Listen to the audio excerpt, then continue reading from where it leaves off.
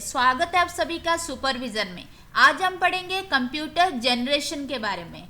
अभी जो हम कंप्यूटर यूज कर रहे हैं उसका जो स्पीड है, उसका जो स्टोरेज कैपेसिटी है, जो प्रोग्रामिंग टेक्नोलॉजी है, तो इतना लेवल तक पहुंचने के लिए कंप्यूटर का टेक्नोलॉजी में क्या क्या चेंजेस हुआ है उसी को हम बोलते हैं computer generation.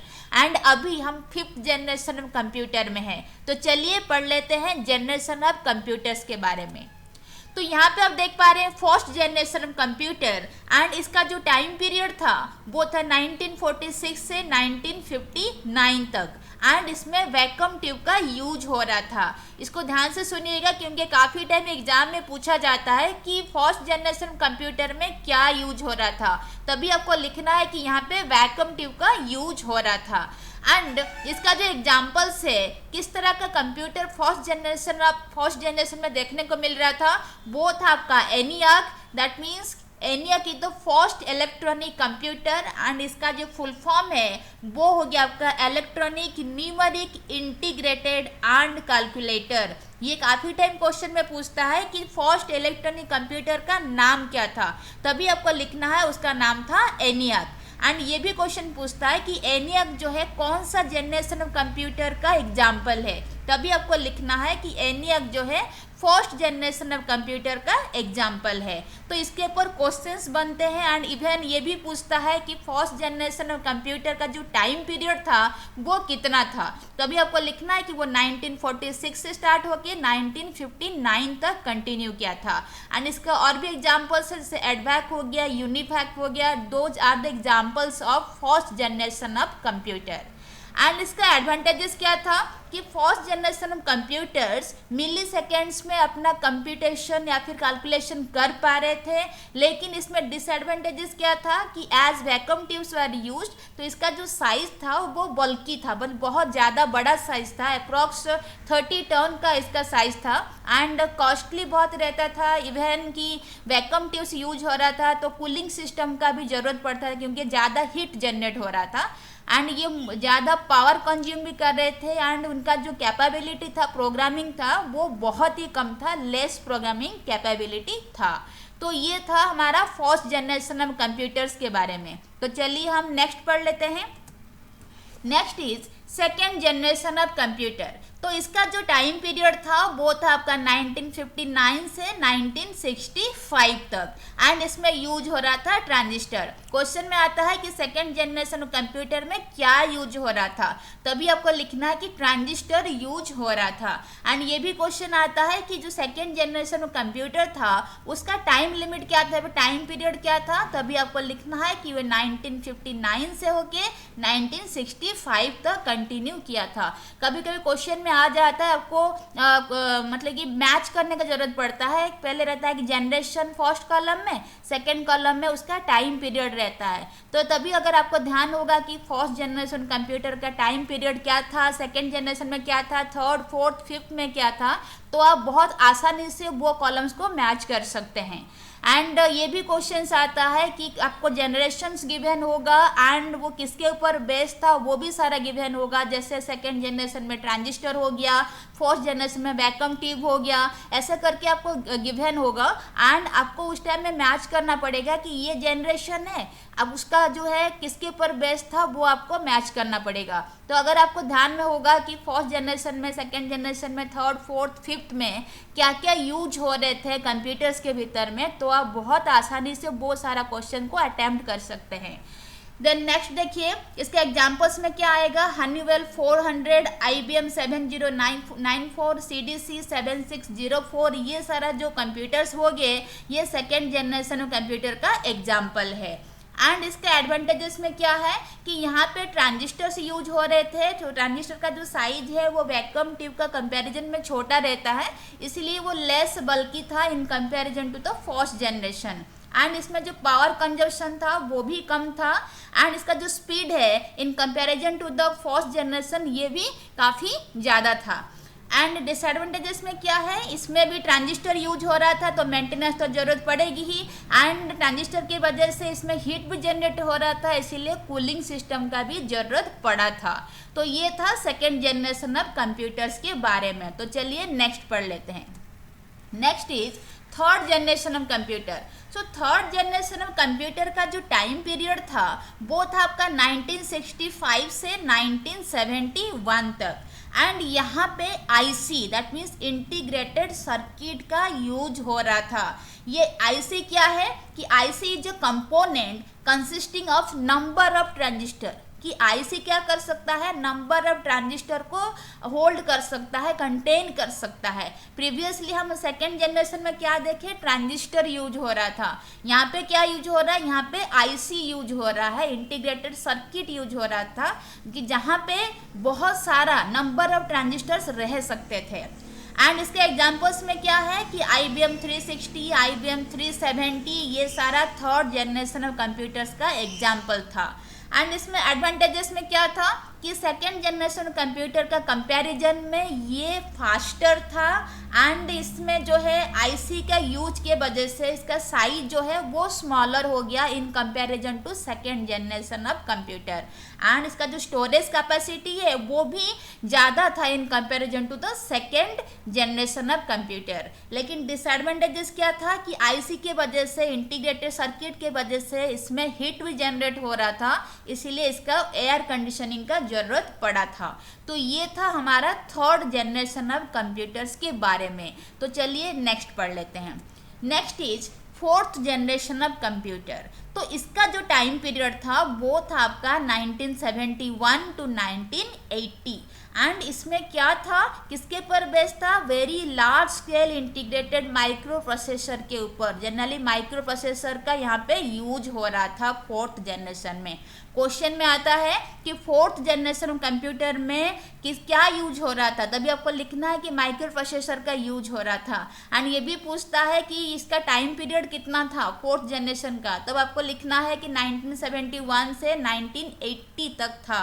And these are the examples of fourth generation of computer. IBM 4341 and Star 1000 computers are the examples of fourth generation of computer। And इसका एडवांटेजेस में क्या था, देखिए कि फोर्थ जनरेशन कंप्यूटर में GUI यूज हो रहा था, that means graphical user interface का यूज हो रहा था। तो यहाँ पे GUI का मतलब है कि यूजर इंटरैक्ट कर सकता है with the computer through the use of graphical icons. That means हम ग्राफिकल आइकन के थ्रू में हम इंटरैक्ट कर सकते हैं। We do not need to write any coding, any kind of programming there. यहाँ पे हम देख पाएंगे कि अभी का जो हम कंप्यूटर यूज कर रहे हैं वहाँ पे भी देखिए, आप जैसे कंप्यूटर ओपन कर रहे हैं वहाँ पे माई कंप्यूटर दिखता है आपको, रिसाइकल बिन दिखता है आपको, गूगल क्रोम मोजिला का आपका आइकन दिखता है, उसको क्लिक करते हैं तो वो ओपन हो जाता है। फिर आप उसमें और कोई आइकन में क्लिक करते हैं तो वो भी ओपन हो जाता है। आप क्लिक करते तो डिलीट हो जाता है, आप क्लिक करते तो सेव हो जाता है, या आप कुछ लिख के अगर एंटर कर रहे हो तो वो चीज़ ओपन हो जाता है। दैट मीन्स कि यहाँ पे सारा चीज़ आप खाली क्लिक करने से ही हो जा रहा है, आपको कोई कोडिंग लिखना नहीं पड़ रहा है। ओपन करने के लिए, क्लोज करने के लिए, डिलीट करने के लिए, एक्सेस करने के लिए, कुछ चेंजेस करने के लिए आपको कोई कोडिंग का जरूरत नहीं पड़ता है। खाली आपको ग्राफिकल आइकन को क्लिक करना है so that they can open, they can be close, they can be accessed, any kind of change you can do using that graphical icons. तो इसको बोलते हैं GUI। तो फोर्थ जनरेशन कंप्यूटर GUI को support कर रहा था। एंड वहाँ पे हाई लेवल लैंग्वेज का जैसे कि C++ का भी यूज हो रहा था।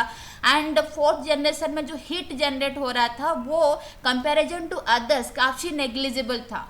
एंड इसका जो साइज है वो स्मॉलर था in comparison to the previous generations. And ये बहुत ज़्यादा फास्टर भी था in comparison to the previous generations. लेकिन यहाँ पे भी क्या है कि इंटीग्रेटेड सर्किट के वजह से हमारा जो हीट जनरेशन हो रहा था, क्योंकि यहाँ पे भी इंटीग्रेटेड सर्किट जो माइक्रो प्रोसेसर यूज हो रहा था, तो इसके वजह से बहुत हीट जनरेशन हो रहा था, इसके लिए इसको एयर कंडीशनिंग का जरूरत पड़ा था। नेक्स्ट हम देख लेते हैं फिफ्थ जनरेशन ऑफ कंप्यूटर। तो अभी का जो जनरेशन हमारा चल रहा है वो है हमारा fifth generation of computer. That means ये कब से स्टार्ट हुआ, 1980 से स्टार्ट हुआ एंड अभी तक कंटिन्यू कर रहा है। And this is based upon artificial intelligence and ultra large scale integration technology, इसके ऊपर बेस है। तो आर्टिफिशियल इंटेलिजेंस का मतलब है कि हम जो है मशीन को इंटेलिजेंस कराएंगे, वो भी आर्टिफिशियली। दैट मीन्स कि ह्यूमन का जो कैपेबिलिटी है, ह्यूमन जैसे सोच सकता है, रीजनिंग कैपेबिलिटी है, सोचने का कैपेबिलिटी है, या फिर किसी का इमोशन को हम पढ़ सकते हैं, इमोशन के हिसाब से हम काम कर सकते हैं, हम कोई डिसीजन ले सकते हैं। तो वो सारा चीज़ जो क्वालिटी ह्यूमन के भीतर में है, वही क्वालिटी हम मशीन के भीतर में इंसर्ट कर रहे हैं, प्लांट कर रहे हैं, वो भी artificially, so that machine can mimic the human activities. Human जो भी काम कर रहा है, मशीन वैसा काम कर पाएगा, तो उसको हम बोलेंगे आर्टिफिशियल इंटेलिजेंस। एंड जो अल्ट्रा लार्ज स्केल इंटीग्रेशन है, it makes the processor, micro processor to hold approximate 10 millions of electronic computer. That means कि ये यूएलएसआई टेक्निक के थ्रू में माइक्रो प्रोसेसर क्या होता है, it is used for logical and arithmetic functionalities.